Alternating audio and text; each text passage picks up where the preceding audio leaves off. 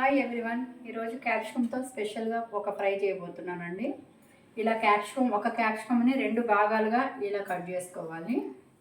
ఇలా కట్ చేసి నేను 3 క్యాప్సికమ్స్ తీసుకున్నా. 3 క్యాప్సికమ్స్ ఇలా కట్ చేసుకున్నానండి. ఒక ప్లేట్లో ఒక 4 స్పూన్స్ శనగపిండి తీసుకున్నాను. 4 స్పూన్స్, 1 స్పూన్ అంత కారం, 1 స్పూన్ కారపొడి,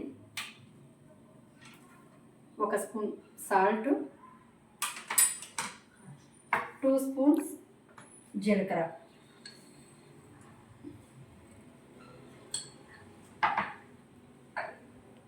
ప్రాపర్గా ఇలా మిక్స్ చేసుకోవాలి.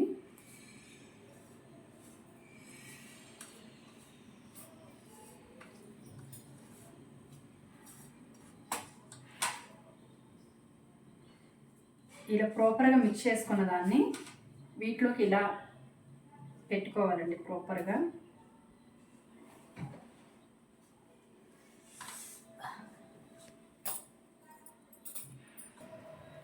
ఇలా ఆ పొడి ప్రిపేర్ చేసుకున్నంత మొత్తాన్ని ఇట్లా క్యాప్సికమ్ పైన ఇలా అప్లై చేసుకున్నానండి. ఇలా ప్రాపర్గా అప్లై చేసుకున్నాను. ఇప్పుడు స్టవ్ ఆన్ చేసుకొని కొంచెం ఆయిల్ వేసుకొని బాండీ హీట్ ఎక్కిన తర్వాత ఈ పీసెస్ మొత్తాన్ని వీటిలో ప్రాపర్గా పెట్టాలండి. ఆయిల్ హీట్ ఎక్కిందండి. ఇప్పుడు ప్రాపర్గా ఈ పీసెస్ ఇలా పెట్టుకోవాలి.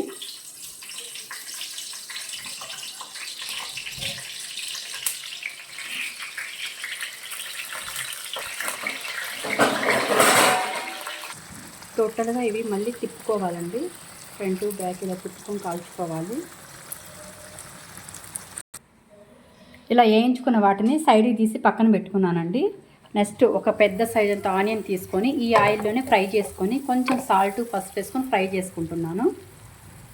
ఆనియన్స్ బాగా ఫ్రై అయిపోయినాయండి. ఇది తీసి పక్కన పెట్టుకొని దీంట్లో యాడ్ చేసుకుంటున్నాను.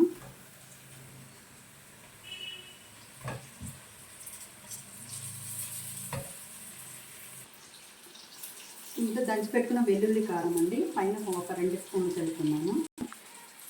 దంచి పెట్టుకున్న వెల్లుల్లి కారం 2 స్పూన్,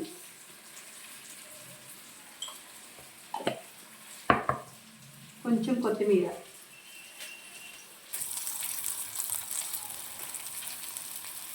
ఎంతో రుచికరమైన క్యాప్సికమ్ మసాలా ఫ్రై అండి. క్యాప్సికమ్ మసాలా ఫ్రై చాలా టేస్టీగా ఉంటుంది.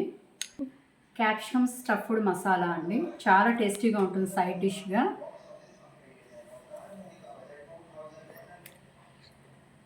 Like, share, subscribe, comment.